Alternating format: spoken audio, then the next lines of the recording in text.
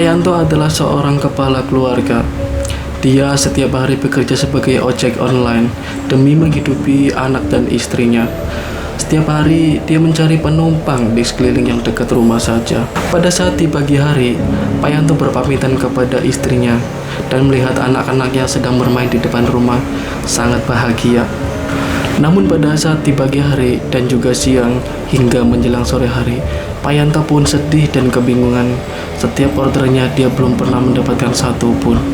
Dan akhirnya Yanto pun istirahat dulu di pinggir jalan. Dia sangat kebingungan sambil melihat ponselnya, apakah ada penumpang atau belum di orderannya. Pada saat menjelang maghrib, Yanto pun kaget melihat ponselnya mendapat notifikasi orderan penumpang dari orang lain. Yanto pun langsung tancap gas untuk langsung menjemputnya. Pada saat di tengah jalan, Yanto pun merasa sangat kebingungan karena arah yang dituju adalah jalur untuk di sebuah pemakaman. Dan Yanto pun tidak peduli dengan kondisi apapun. Setelah waktu di malam hari, Yanto pun masih mencari penumpang dan juga belum ketemu. Dengan kondisi jalanan yang sangat gelap dan juga area pemakaman. Seketika pada saat di ujung jalan pemakaman, Yanto pun melihat ada seorang wanita yang sedang berdiri di pinggir jalan. Yanto pun langsung mendatangi dan menanyakan, apakah perempuan itu yang sudah memesan orderannya Yanto? Lalu perempuan itu pun menjawab, ya Pak, saya yang tadi memesan orderan penumpangnya ke Bapak.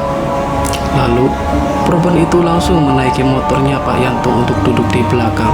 Pada saat di tengah jalan, kondisi Yanto merasa sangat tidak enak karena setiap sudut di jalan, Yanto melihat ada sosok perempuan yang sedang berdiri dan kepala menunduk.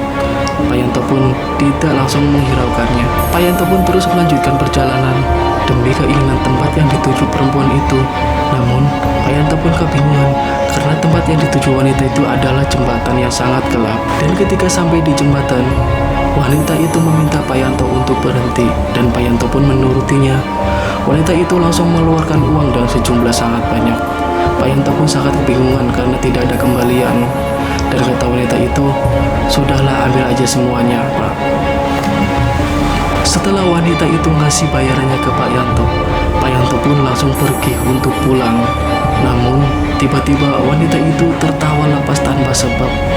Dan tidak tahu menahu, wanita itu langsung berubah menjadi kuntilanak. Kuntilanak itu tertawa lepas terus dan mempunyai mata merah menyala dan langsung terbang ke atas. Ketika pada saat di perjalanan, Yanto pun berhenti di jalan. Dia penasaran ingin menghitung uangnya dapat berapa. Dan Yanto pun kaget pada saat melihat di kantong itu, ternyata uangnya berubah menjadi daun. Kuntilanak itu muncul di belakang Yanto. Dan Yanto pun menoleh ke belakang, langsung terkejut dan kaget teriak. Pada saat Yanto sedang menyetir, kuntilanak itu pun masih mengikuti Yanto di belakang hingga terbang. Yanto pun langsung menambah kecepatan motornya. Pada saat di perjalanan, Yanto pun berhenti sementara di pinggir jalan. Akhirnya Yanto berhasil kabur dari kejaran kuntilanak itu. Aku sudah berusaha Yanto sekuat pun tenaga, menangis di tapi pinggir jalan hasilnya karena nol. kelelahan.